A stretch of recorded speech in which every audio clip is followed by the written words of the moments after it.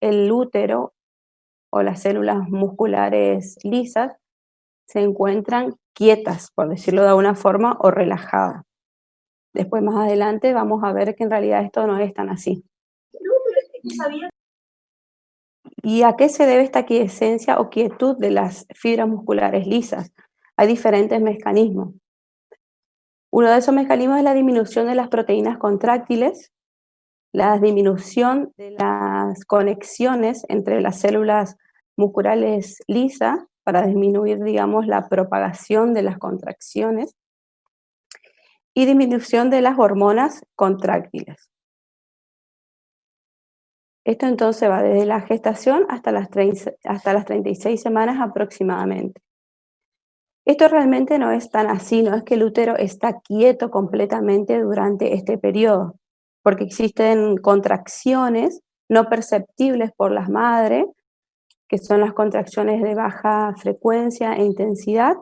Tenemos dos tipos de contracciones, la de Álvarez, que se dan hasta las 30 semanas, y a partir de las 30 semanas, la de Braxton y Hicks. Entonces, eso en un primer periodo. En el segundo periodo se da generalmente dentro de las 36, 38 semanas y ocurre todo lo contrario.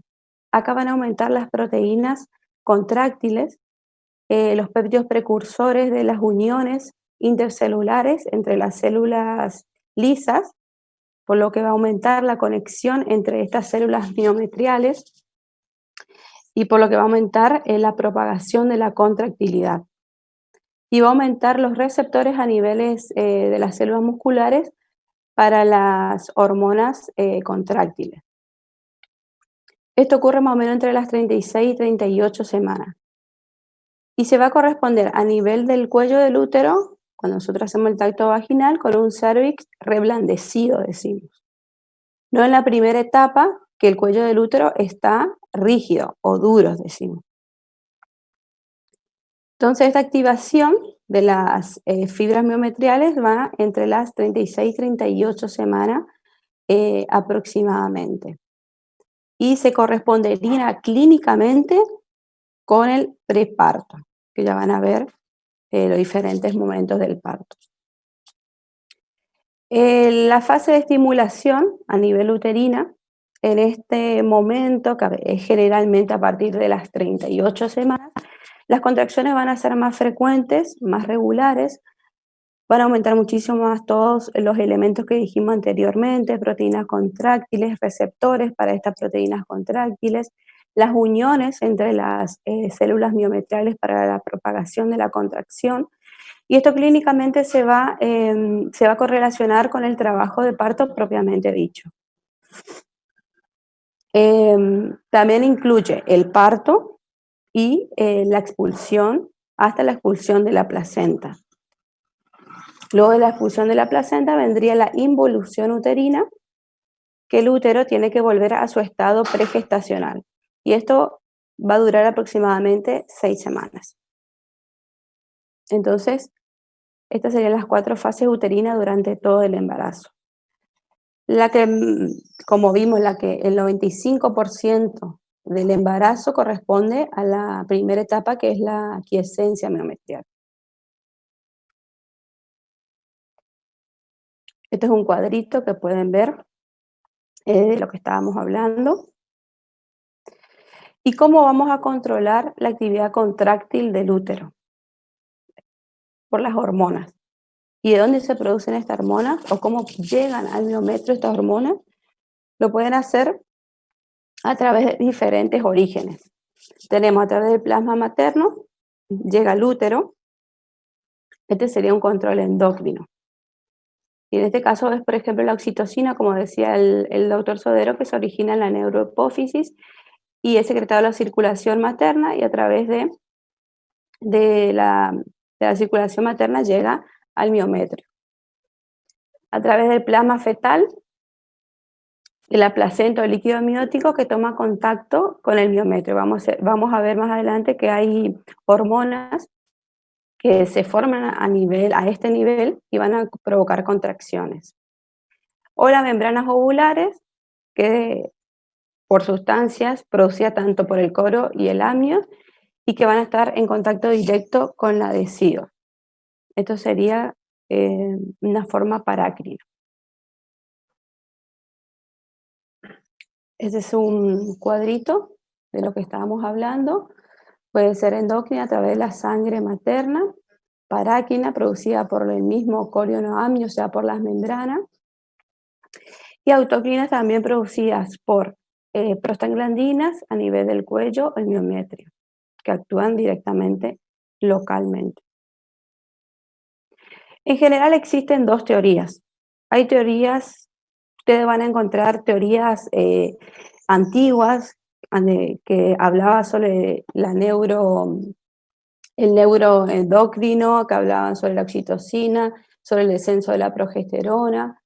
Hay varias teorías que por ahí en la literatura lo nombra que actualmente están en desuso, no están totalmente comprobadas.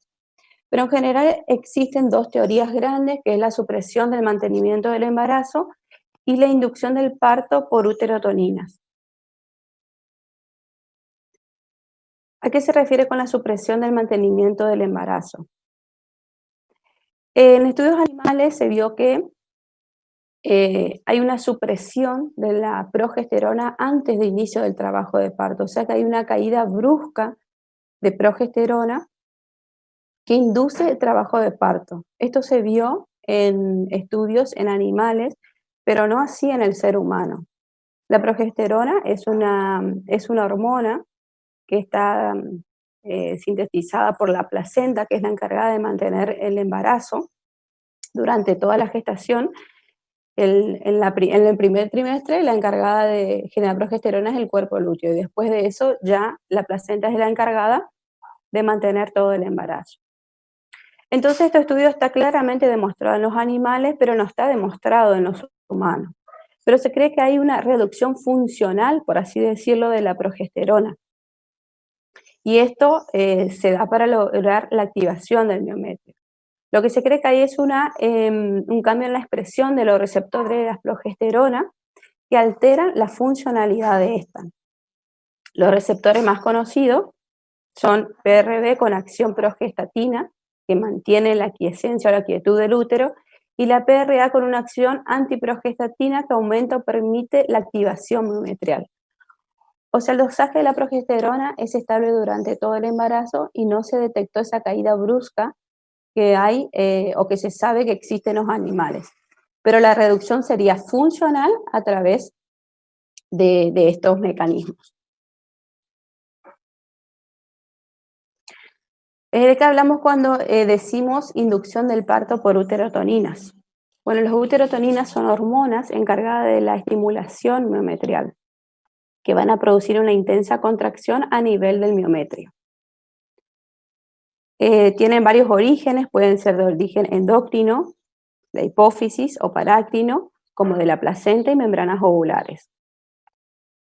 Se vio que estas uterotoninas en la fase del parto o en la fase activa, digamos, aumentan en el líquido amniótico y en el plasma materno. Estas uterotoninas son oxitocina, prostaglandinas, endotelinas y factor activador de plaquetas. Ya vamos a ver las funciones de cada una. Entonces, existen varios factores implicados en el inicio del trabajo de parto. Tenemos factores uterinos, dentro de estos los miometriales y los cervicales. Factores uterotróficos como estrógeno, progesterona y factores ovulares. Dentro de los factores uterotónicos tenemos la oxitocina, prostaglandina, la endotelina 1 y factor activador de plaquetas. Y dentro de los factores fetales, el eje hipoficiario suprarrenal, la oxitocina y proteínas relacionadas con la paratormona. Acá vemos que los diferentes factores que van a actuar en el determinismo o en la iniciación del trabajo de parto. Los factores neuroendocrinos, los factores miometriales, factores del feto y factores cervicales. Con respecto a los factores miometriales, que está dentro de los uterinos, Tenemos que a nivel de miometrio, para iniciar, digamos, las contracciones, van a aumentar los receptores de oxitocina y las uniones GAP entre las células musculares, por lo que va a aumentar la capacidad de respuesta del miometrio a a las hormonas que generan contracciones. ¿Qué son las uniones GAP? Son las uniones o conexiones entre las células musculares lisas, que son estas. A su vez, estas uniones GAP están formadas por conexinas, por monómeros de conexinas, que son 6 en total. A través de estos canales van a pasar el calcio y se va a extender la propagación de las contracciones. Por eso es importante en este factor, digamos, a nivel del miometrio. Sin estos, se podía extender la quietud o el periodo de quiescencia del útero y no responder a las contracciones, y no responder a las hormonas que provocan las contracciones. Esto también es importante para la formación del segmento inferior del útero. La formación del segmento inferior del útero se da entre el cuerpo del útero y el cérvix. Como vimos anteriormente, el útero estaba formado por 3 capas. Y en esta capa queda la plexiforme, que es la más avascular. Es el lugar donde está más avascular el útero y donde generalmente utilizamos para las incisiones de las cesáreas. Esto van a desarrollar bien cuando den el trabajo de parto en sí.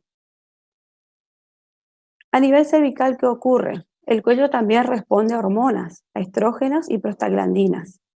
Debe acortarse, debe aumentar su flexibilidad, reblandecerse y dilatarse. Todo esto para que ocurra o forma parte de la iniciación del parto. Dentro de los factores uterotróficos, como vimos anteriormente, la progesterona va a estar estable durante todo el embarazo y está demostrado en algunas especies que la disminución brusca de esto va a activar el trabajo de parto, pero no así demostrado en los humanos. Se cree que su disminución, digamos, es funcional y existen proteínas antiprogestágenos endógenos que actuarían en forma específica, que aún son desconocidas, y a nivel de los receptores de membranas ovulares, como hablamos anteriormente, que impide que actúe la progesterona normalmente. Lo que sí se sabe es que hay un aumento de los estrógenos, que los estrógenos tienen funciones específicas como aumento de las fibras miometriales, aumento de las proteínas contráctiles, aumento de las uniones GAP que vimos recientemente y de receptores para oxitocina. Estas uniones GAP, como vimos, son el nexos entre las células para el pasaje de calcio intracelular y la propagación de las contracciones en todo el útero. Dentro de los factores ovulares tenemos el sistema parácrino de comunicación materno-fetal. Las membranas ovulares están formadas por el amnios-jicorio y a nivel de estas membranas se van a secretar diferentes hormonas que van a actuar en la iniciación del trabajo de parto. Dentro de esta tenemos las prostaglandinas, las endotelinas 1, el factor activador de plaquetas y las interleuquinas. A través del amnios-jicorio directamente van a actuar en el miometrio. Los factores uterotónicos tenemos la oxitocina, que ya nombramos, que se forma a través de un estímulo del hipotálamo materno, se va a almacenar en la neurohipófisis materna y a través de esta se va a excretar por pulsatilidad también a través del plasma materno y a través de este va a llegar a las fibras miometriales del útero. Para todo esto, el miometrio tiene que estar activado, o sea, tienen que tener las conexiones GAP, tiene que tener los receptores de oxitocina, como vimos anteriormente, porque sin esta activación, digamos, de alguna forma del miometrio, la oxitocina no podría actuar. También tenemos a las prostaglandinas. Las prostaglandinas más específicas que van a actuar al inicio del trabajo de parto son las prostaglandina E2 y las prostaglandina F2 alfa. Esta también colabora en la aparición de las uniones GAP y facilita el aumento intracelular. Y van a inducir cambios bioquímicos a nivel del cérvix, llevándola a la maduración cervical. Es importante a nivel del cérvix del útero, sobre todo. Las endotelinas son péptido vasoconstrictor que se encuentra en alta concentración en el líquido amniótico y se ve sobre todo principalmente durante el trabajo de parto. Su mecanismo no está bien aclarado, pero se cree que actúan a nivel de los vasos del corión regulando el flujo sanguíneo durante el trabajo de parto. Los factores plaquetarios son uterotoninas más potentes. Se producen en la placenta y en la membrana. El rol importante es en la mantención de la fase de la estimulación mametrial más que en la iniciación, digamos, del trabajo de parto. Dentro de los factores fetales tenemos el eje hipofisario suprarrenal. El hipotálamo va a secretar hormonas activadores del cortisol a nivel de la glándula suprarrenal del feto. A través del cordón umbilical, la circulación placentaria va a llegar a la placenta, el cortisol, y lo que hace es estimular una enzima, que es la 17-alfa hidroxilasa, que va a disminuir la actividad de la progesterona, aumentando las hormonas, los estrógenos, que vimos que tienen diferentes mecanismos de acción para el inicio de las contracciones. Esto está bien demostrado, sobre todo en la enzima 17-alfa hidroxilasa, en estudios animales, pero no está bien demostrado aún en los humanos. Dentro de los factores fetales también tenemos la oxitocina fetal. Se cree que aumenta, la oxitocina fetal también, digamos, podría estar regulada en el inicio del trabajo de parto. Este liberaría a través del líquido amniótico y de las secreciones fetales que van a llegar a la sangre de la arteria umbilical y pueden llegar al miometrio. Esto es una de las teorías, pero no está totalmente demostrada y es poco probable que ocurra esto, porque al llegar al miometrio, digamos, podrían ser degradadas por enzimas. La otra es la proteína relacionada con la paratormona, que se sintetiza en algunos tejidos fetales, como la paratiroides y la placenta. Se cree que actúa como un vaso relajante, aumentando el aporte sanguíneo en las contracciones, o también como uterotrópico a través de la activación de una enzima que es la adenilciclasa.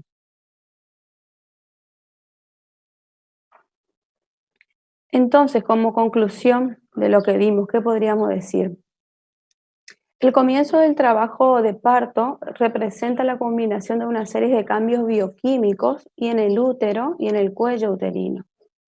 Esto se debe a señales endocrinas y paráquinas que proceden de la madre y el feto, y sus aportaciones relativas varían entre las distintas especies.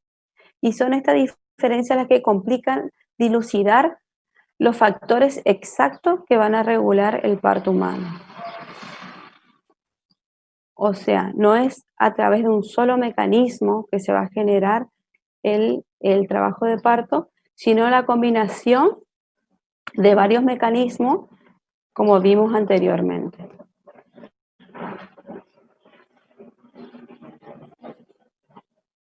Gracias.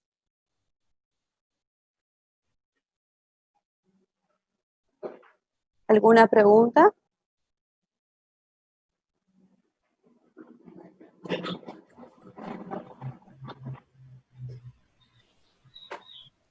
Doctora Morales, en este corte puedo levantar un poco la asistencia de los que están ausentes, a ver si entraron. Doctora Morales. Sí, no hay problema. Fernández Etelechea. Espíndola Leonardo. Cáceres Florencia. Cáceres Florencia. Cáceres Florencia. Alfaro Alejandro. Presente. Brun Mauricio. Brun Mauricio. Presente. Brun Mauricio. Presente, ¿me escucha? Sí, te escucho. Ahí está. Liva José. Liva José. Presente. Buen Luque. día, soy Fernández Nadia, Fernández de Telechea, estoy presente. ¿Había salido? ¿Habías dejado? No podía activar el micrófono, doctora. Luque Stick.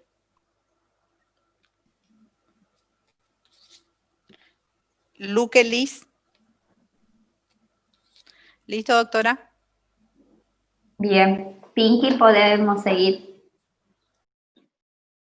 Disculpe, Doc, yo tengo una consulta con respecto al teórico de la doctora Jessica Esquivel. Quería preguntar porque no me quedó claro cuál sería entonces el factor que determinaría el inicio del parto, digamos. ¿Sería la oxitocina, la hormona que más predomina en ese momento? En realidad toda la clase de la doctora se refirió a eso específicamente.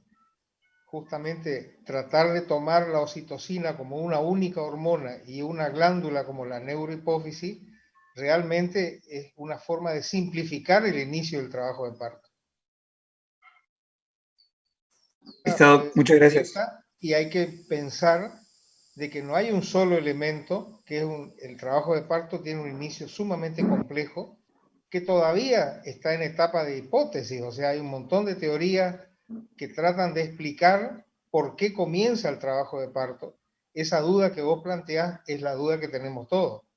Es decir, si solamente pensamos en la oxitocina como única hormona, la cosa sigue siendo muy simple y extremadamente simplificado a una cosa que es sumamente compleja. Porque, por ejemplo, si en lugar de hablar de un feto vivo hablamos de un feto muerto, hay un inicio de trabajo de parto que indudablemente elimina el factor fetal. En el caso del embarazo molar, donde también hay un inicio de trabajo de parto, se elimina el factor placentario y se elimina puntualmente todo lo que es distensión ovular. En realidad, la idea es que la doctora, como para que los alumnos podamos de alguna u otra manera empezar a leer. Esto implica mucha lectura para que al final podamos contestar esa pregunta tuya, si realmente vale la pena decir que solamente es la oxitocina o es la que mayor proporción lleva, y eso va a derivar justamente de la lectura. No sé si contesto tu pregunta, pero la idea fundamental es que hay que leer el inicio del trabajo de parto como un capítulo que a todos nosotros todavía nos inquieta porque es una cosa sumamente compleja. Reducir a una hormona, a una glándula, es simplificar todo el inicio del trabajo de parto, que indudablemente es sumamente complejo, que lo van a ver ahora con el embarazo de término y lo van a ver también con el embarazo de pretérmino, cuando hablemos del inicio del parto prematuro, que también tiene justamente todos estos componentes. Que podamos comentar en comisiones y ver si podemos satisfacer las dudas, que seguramente tienen que ser muchas y cuanto más lean, más dudas van a tener. Yo creo que habría que darle paso al doctor Alberto, que está pensando en dar la segunda parte de esta clase, y una vez que unifiquemos las dos, lo que me quedó pendiente es si la doctora Jessica podría volver a mostrar las preguntas o comentar las preguntas que quedan para las comisiones. Sí, doctor. Igual ahora subimos la clase con las preguntas al aula. Perfecto, para que puedan sacar las preguntas que hay que responder como consignas de discusión en el inicio del trabajo de parto. Y doctor Cardoso, cuando usted desee, puede comenzar nomás. ¿Está el doctor Cardoso? Sí, está su power.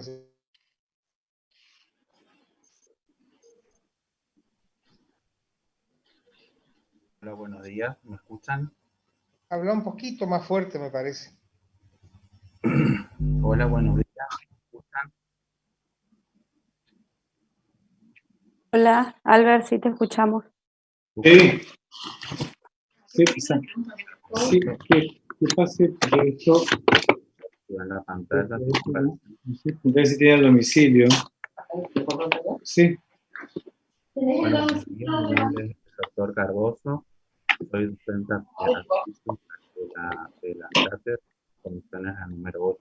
Yo de momento le voy a complementar lo que estuvo hablando la doctora Esquivel del feminismo, del trabajo de parto, hablando de los fenómenos activos y pasivos que transcurren durante este trabajo de parto y conocer un poquito la semiología o la función específica que sucede en cada contracción.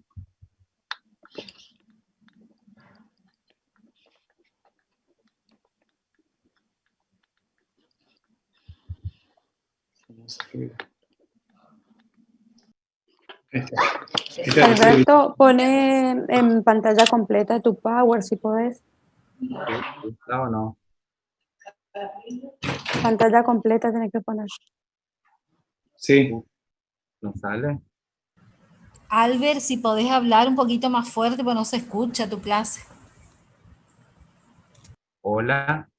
Lo que pasa es que no tengo el micrófono en la compu. ¿Me escuchan? Sí, Albert. Trata de poner el power en pantalla completa si podés. A ver. Está en pantalla completa.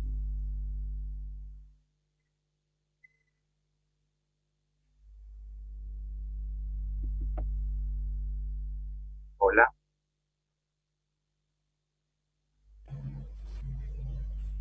Doc, nosotros no vemos en pantalla completa.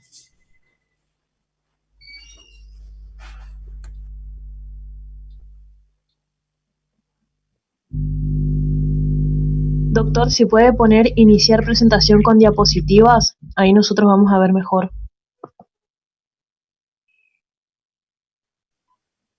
Quedó todo.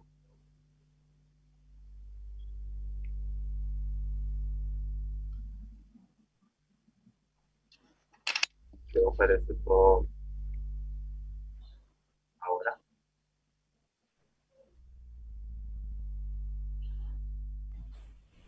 No, Doc, se sigue viendo igual.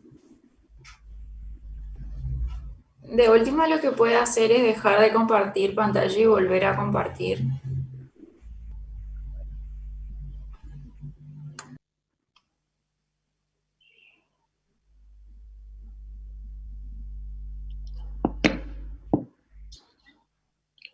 Alberto. Sí. Atendeme el teléfono nomás. Atendeme el celular. Pinky, ¿Qué pasó? Está con dificultades para la... Pero lo mismo se ve muy bien, ¿eh? O sea, Sí. puede empezar tranquilamente aunque no esté compartiendo la pantalla completa. Ahora sí está... Si no, mientras él preparaba, si querías, podíamos ver el tema de la encuesta. ¿Cómo? Sí. Las encuestas eran voluntarias, no eran obligatorias, pero era una actividad que nosotros entendíamos que era sumamente importante para el funcionamiento de la cátedra. Si bien la encuesta es anónima, eso implicaba justamente que no hubiera ninguna sanción para las personas que no la controlaron, no completaron. Pero el tema más importante para nosotros fue el hecho de que apenas la mitad de los alumnos contestaron la encuesta. Y es muy difícil sacar conclusiones a partir de la mitad de los alumnos. O sea que las conclusiones siempre van a dejar a un buen grupo, a un buen sector de los alumnos fuera de la encuesta, por lo que probablemente tengamos que rever la posibilidad de que volvamos a buscar otro momento para que aquellos que no pudieron completarla, la completen. La idea es que ustedes entiendan la importancia de la encuesta. Para nosotros es un elemento sumamente importante para reorganizar, reordenar y sobre todo organizar, que es la palabra más dura, este modelo que es nuevo para todos, tanto para ustedes como para nosotros. Nosotros teníamos muy bien armado el modelo anterior y no este. Por eso que tanto preguntamos y tanto insistimos con los alumnos para que contesten esa encuesta. La mitad de los alumnos contestaron y la otra mitad no contestó. Pensamos que pudo haber habido algún modelo, pero no, pensamos también que no puede ser que solamente por la exigencia los alumnos tengan que contestar. Los alumnos que estamos trabajando son casi médicos, o sea que el hacer un análisis de una encuesta para mejorar el sistema posiblemente sea sumamente importante para nosotros y pensar. Para ustedes creen que esto no es importante, el error seguramente fue de interpretación nuestra, pero nosotros entendimos desde que se elaboró la encuesta de que era importante que participen todos, porque o si no, el beneficio que podíamos obtener no es solamente docente, el beneficio corre pura y exclusivamente para los alumnos. Difícil de aplicar y sería interesante que ustedes puedan responder. No sé si la doctora Morales en un momento futuro le va a dar la opción a volver a entrar con la respuesta de aquellos que no contestaron. Pero cuanto más alumnos contesten la encuesta, mucho mejor va a ser para nosotros, que seguimos recibiendo apenas la mitad de las encuestas. Y eso a los fines prácticos no puede ser extendido al 100%. Si nosotros conseguimos el 100% de las encuestas, es muy probable que las conclusiones sean realmente adecuadas. O si no, las conclusiones van a surgir de un sector que es la mitad, que de alguna manera son los que están interesados en el cursado, y la otra mitad, que a lo mejor no les interesa tanto, a nosotros sí nos importa. Yo creo que la doctora Morales en algún momento les va a replantear aquellos que no completaron la encuesta para poder sacar conclusiones realmente importantes. No sé si Dani, vos querés aportar algo. No, yo creo que pues, en honor al tiempo, dejemos que hable nomás el doctor Cardoso y después esperemos que tengamos más respuestas en la encuesta. Perfecto. Alberto, ¿querés empezar? Disculpen, ¿Sí? disculpen, antes de que comience, quería aclarar nomás que tengo problemas de conexión, por eso ingresé tarde por el tema de la asistencia. Perfecto. Y en el chat está comentando una compañera que también tiene problemas de conexión. Eso nomás, gracias. ¿Cómo es tu apellido? Cáceres, Agostina. Bueno. Gracias. ¿Seguimos? Sí. Alberto, Hola, buenos días. Soy el doctor, ahora se te escucha mejor. doctor Cardoso. ¿Me escuchan? Sí, mucho mejor. Bueno, yo voy a completar un poquito de lo que estuvo hablando la doctora Esquivel, que es habló del feminismo, del trabajo del parto. Acá vamos a conocer un poquito de la fisiología de qué es lo que lleva a ese trabajo de parto a un éxito, que es la contracción uterina, y qué tipo de fenómenos pasan durante ese trabajo de parto, que lo denominamos fenómenos activos o pasivos.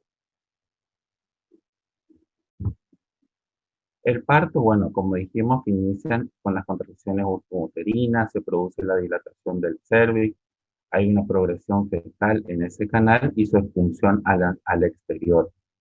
Este trabajo de parto, como nombró la doctora anteriormente, actúa en un gasto de energía, tanto a nivel hormonal y nervioso, por el útero, el feto y el canal pelviano. En el trabajo de parto intervienen tres componentes: el útero, el pasaje o canal, el útero, como nombró la doctora, por la serie de fibras, tanto de las tres capas musculares, por acción de la oxitocina, produce el móvil fetal y se produce el pasaje de este efecto por el canal del parto para su expulsión al exterior. ¿Cuál es la fuerza o el motor propulsora? El útero. Y en este trabajo de parto tenemos fenómenos activos y fenómenos pasivos. Entre los fenómenos activos tenemos la contracción uterina, que es la principal para el periodo dilatante, la principal actriz, por digámosle así, que es lo que le va a llevar a un trabajo de parto exitoso. Esta contracción uterina, como hablábamos en la capa muscular del útero, tenemos 3 capas de fibra, externa, media e interna. Hablamos de las contracciones en un registro que después van a conocer, que es mediante un cardiotocógrafo. Y la semiología de esta contracción tenemos, teniendo en cuenta la disposición de las fibras de la cápsula aductora, tenemos un tono de base, el acné, la intensidad total de esa contracción, la intensidad verdadera, el intervalo o periodo importante que hay entre cada una contracción, ya vamos a hablar de eso, la frecuencia de dicha contracción, la duración y la actividad uterina.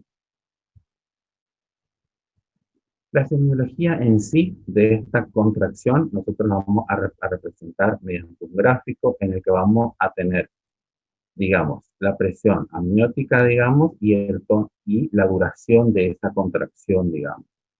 El tono de base, que hablamos de 10 milímetros de mercurio aproximadamente, con una intensidad total que podemos hacer en una fase de contracción cuando va actuando las fibras musculares o esa oxitocina a nivel de la fibra, hasta la meseta o el acné, que hablamos de unos 50 más o menos de milímetros de mercurio. Entre cada contracción pico de lo que hablamos de los dos, hablamos del intervalo o periodo, que se puede, digamos, esquematizar en más o menos de 20 a 30 segundos, por digamos así. Entonces, tenemos una fase de contracción rápida, nivel máximo M, y una fase lenta, que es la fase de relajación. ¿Estamos? Y aquí se produce la intensidad verdadera, o sea, digamos, la relación entre la fase de contracción rápida y la fase de intensidad lenta. Esa frecuencia de contracciones, cuando hablábamos de los signos de alarma que le explicamos a la paciente, es lo que nosotros representamos en este gráfico, que son la duración de las contracciones, que pueden ser de 3 a 4 contracciones de 20 a 30 segundos en 10 minutos, que es lo que representamos acá en total. Ese estudio de esa contracción, nosotros tenemos como parámetros el tono, la frecuencia, la duración, como hablamos en ese esquema, y la intensidad. La presión, que estaba denominada acá en el eje de la fija, digamos, tenemos una presión normal con un tono entre 8 a 12 milímetros de mercurio, la frecuencia en 10 minutos de 2 a 5, como decimos, que duren 30 a 60 segundos, y una intensidad de 30 a 70.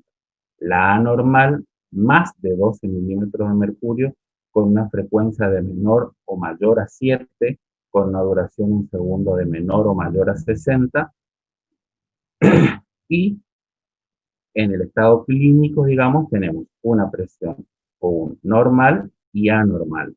Cuando hablamos de normal, cuando se palpan las partes fetales, se deprime el útero entre contracciones, o sea que uno puede hacer digamos, la palpación abdominal de esa contracción y percibirla.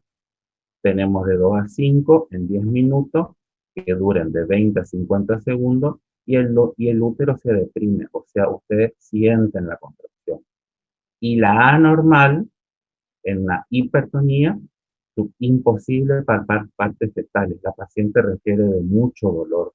Hay un ataque taquicictolia, o sea, hay más de 7 contracciones en ese periodo que habíamos hablado, y hay una duración de contracción de más de 50 segundos. El útero está hipertónico, o sea, el útero duele. Acá nos habló, o sea, no fueron incluidas en este cuadro la hipotonía ni la hiposistolia. Dentro de esos fenómenos activos que hablamos de la contracción uterina, que hablamos de la presión, hablamos de la duración, de la intensidad, del intervalo, también hablamos de los pujos. ¿Qué son los pujos? Se originan al llegar la presentación al cuarto plano. Se produce cierre de la glotis, contracción de los músculos respiratorios de los abdominales, aparece una máscara esquimótica y le suma unos 50 milímetros de mercurio a la contracción uterina. Son espontáneos y debemos guiar a la parturienta para optimizar su acción y recordar que debe recuperar oxígeno entre contracciones. O sea, guiar a la paciente entre pujo y pujo al palpar la mayor fase de la contracción uterina para que en ese momento haga el pujo, que es lo que su útero motor va a permitir el pasaje del feto al canal o a la expulsión fetal. Evitar que los realice sin dilatación completa. Digamos, eso si lo tuviéramos después para el alumbramiento. Y fenómenos pasivos. Entre los fenómenos pasivos nombramos las modificaciones cervicales, la eliminación del limos, la formación del segmento inferior, que hoy le explicó la doctora Esquivel cuando se habla de las fibras apiformes en el útero, formación de las bolsas de las aguas, la ampliación del canal del parto y los fenómenos elásticos del feto.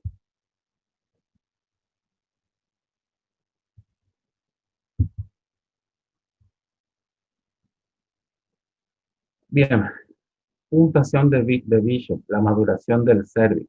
Nosotros, cuando le damos después una visión de ese cervix, digamos, una evaluación que se da por la escala de Bishop, vemos que el Bishop vamos a tener características de su cervix. Vamos a clasificarlo por la posición, la consistencia, el borramiento, acortamiento y adelgazamiento en porcentaje, la dilatación en centímetros y la estación de la presentación. Hablamos de un Bishop 0, cuando la posición es posterior, la consistencia es dura, hay un borramiento del 30%, no hay dilatación y la presentación está en primer plano. Hablamos del Bishop 1, cuando está en un intermedio, digamos, una posición intermedia, hay una consistencia elástica de este cervix, está en un borramiento entre 40 y 50%, está entre 1 o 2 de dilatación y está en un segundo plano la presentación. Hablamos de un Bishop 2, cuando la posición es anterior, la consistencia es reblandecida, hay un borramiento, un acortamiento del 70%, la dilatación entre 3 y 4 centímetros y la estación de la presentación en segundo y tercer plano. Y hablamos de un Bishop 3 cuando la posición es centralizada, está la consistencia reblandecida, borrado en un 100%, la dilatación más de 5 y la estación de la presentación en un tercer y cuarto plano. Entonces, ustedes tienen que hablar de posición en el Bishop mediante puntos que le damos de 0 a 3, en un posterior 0, intermedio 1, anterior 2 y centralizado 3. Consistencia dura, elástica, reblandecidas en ambos y un borramiento desde un 30 al 100% y la dilatación de un 0 a 3 y 4 y 5%, que es donde van a diagnosticar ustedes su trabajo de parto. Las modificaciones cervicales, el borramiento y la dilatación cervical, estos son mediante esquemas, que acá actúan las fibras, como lo explicaron, cómo va apoyando la presentación total, se va haciendo mediante esas escalas al tacto de lo que ustedes van a ir logrando con este Bishop. La eliminación del limos o pérdida del tapón mucosa, que está dentro de uno de los, cuando hablamos de signos de alarma de las pacientes a nivel del término, que le decimos puede perder un moco, que es transparente, de consistencia filante, y le mostramos con los dedos. La formación del segmento inferior. Acá podríamos repasar un poquito de lo que habló hoy la doctora, que se forma extensa del segmento uterino, llega a medir de 10 a 12 al final del trabajo de parto y carece de la capa plexiforme, o sea, se produce el borramiento de dicha capa. El anillo de Van, hablando de las fibras uterinas, a nivel medio de 12 centímetros, a nivel del cuello y a nivel de la vagina. Formación de las bolsas de las aguas. Está constituida por el amnio por dentro y el corion por fuera. Actúa como una dilatadora del cuello uterino, o sea, va haciendo presión sobre el cérvix para ir abombando y produciendo el bordamiento de esta capa para la mayor dilatación. Dilata el cuello uterino, protege la cavidad uterina y al feto contra el ascenso de gérmenes patógenos, un factor de protección, y protege al feto contra el modelado excesivo de la cabeza fetal ocasionado por el parto. O sea que también tiene una función amortiguadora. Ampliación del canal del parto por dicha presentación. Se van abriendo cuando hablamos hagamos un repaso después de los diámetros de los huesos de la pelvis. Dicha ampliación. Y fenómenos plásticos del feto.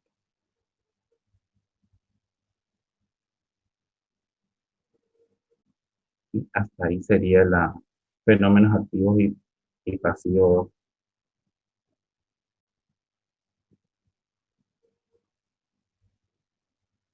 Porque el mecanismo del parto entraría con trabajo de parto. Bien. Pinky.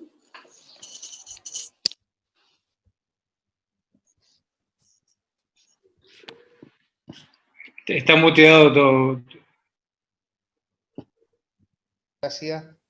No, que el tema desarrollado, que era mecanismos activos, o sea, fenómenos activos y pasivos, llevan un nombre muy particular, el de fenómenos.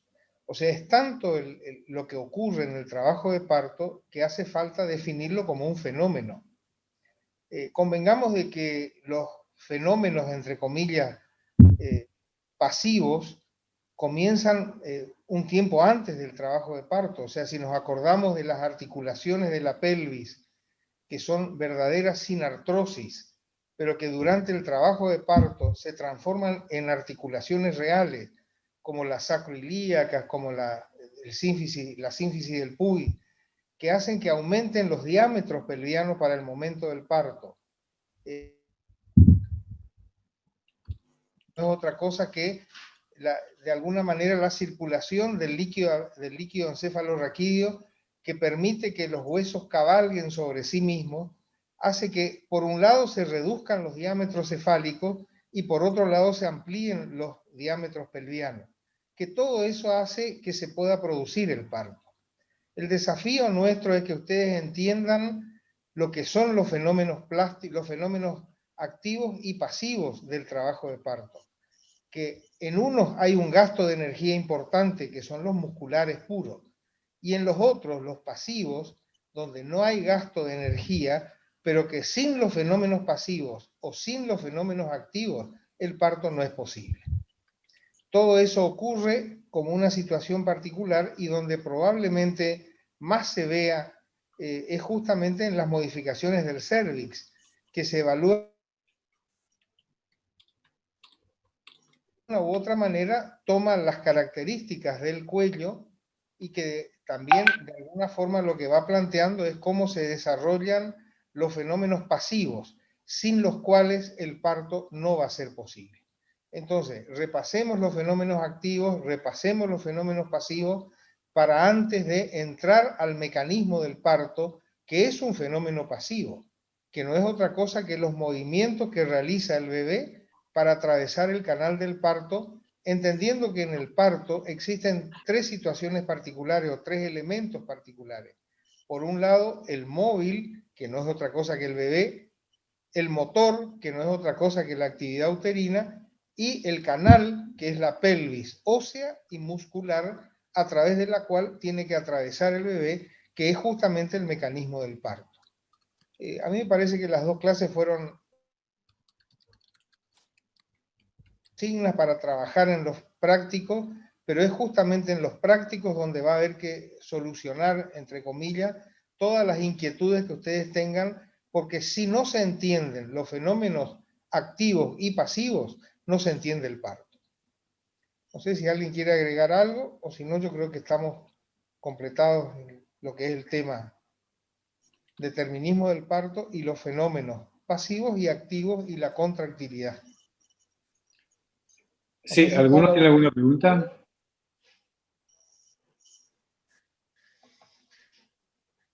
¿Nada para preguntar? Antes de decir qué tarea. ¿Alguna pregunta? Alberto, perdón, ¿podés dejar de compartir la pantalla? Sí.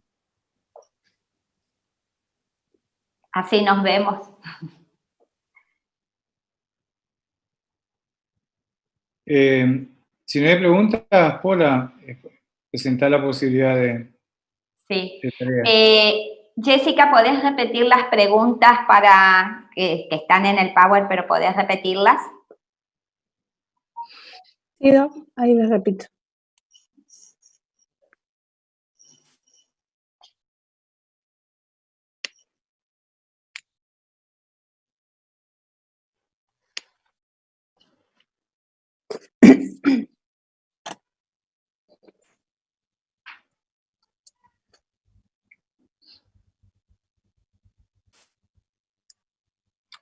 Las preguntas son, ¿qué teorías sobre el determinismo del parto conoces? ¿Cuáles serían las más aceptadas actualmente?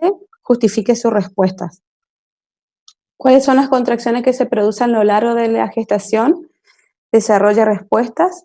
¿Y cuáles son los factores uterotónicos? ¿Dónde se producen y cómo actúan?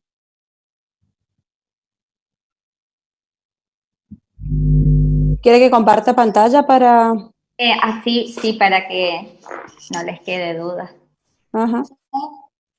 Buenos días. ¿Es posible que las repita, por favor? Sí, ahí comparto pantalla para que puedan visualizarlas bien.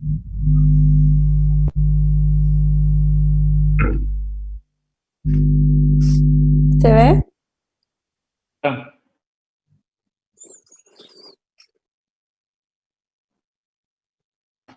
Sí, gracias. De nada. Bien, y para el otro práctico, tienen que hacer un mapa conceptual sobre fenómenos activos y sobre fenómenos pasivos. Pueden ser dos o pueden ser uno agrupando los dos temas.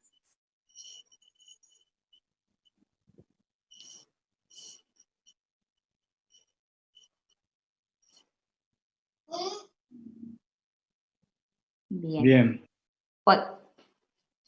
¿Podés salir nomás de pantalla, Jessica? Bien.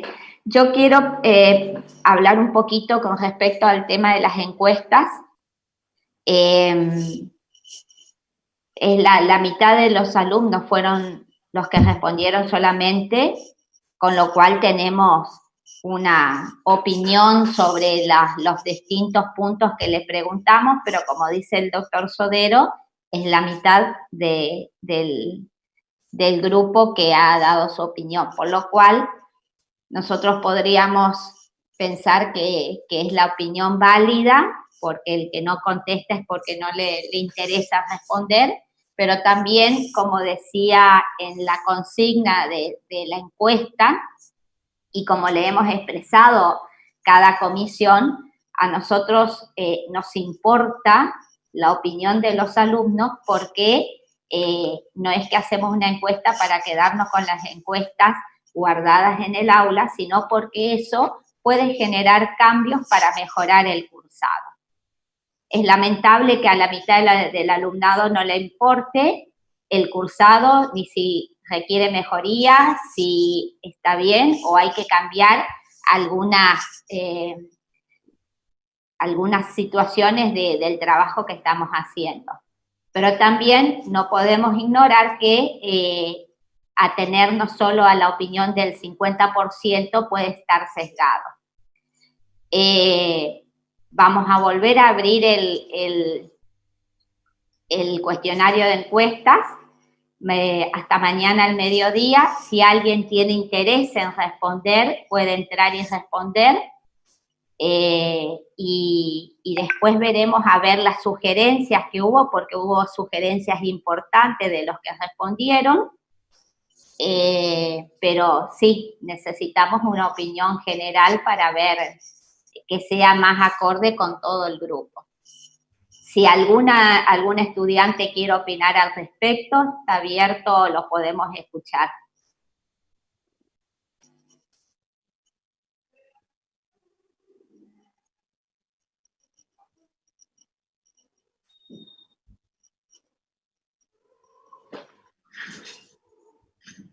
Permiso, doctora. Liva José María, ¿está presente?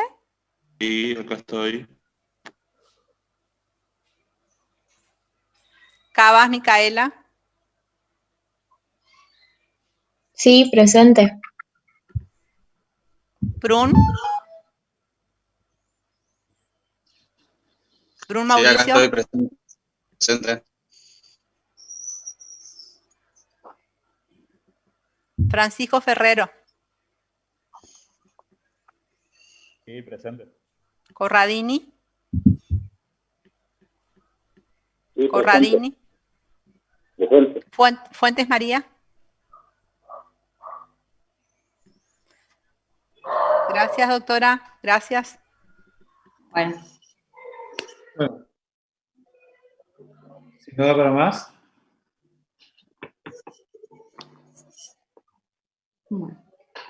Pueden retirarse nomás del aula los estudiantes.